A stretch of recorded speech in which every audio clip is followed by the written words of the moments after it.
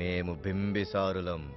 పాపపుణ్యాలకు మూలస్థానమైన దైవ సన్నిధిలో ఉండి కళ్ళు లేని ఒక అభాగ్యుని కాలితో తనటం తప్పు నాయనా.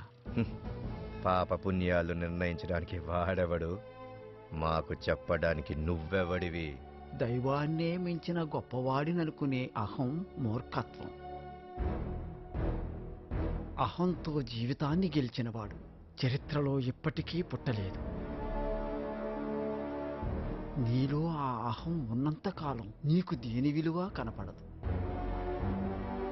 ఆ విలువ నువ్వు తెలుసుకునేసరికి నీ జీవితమే నీకు కనపడదు.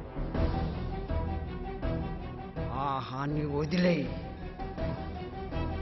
అందరి తలరాత రాసే ఆ బ్రహ్మ వీడి తలరాత ఎలా రాశాడు? మరి నీ తలరాత ఎలా రాశాడో నువ్వే తెలుసుకో.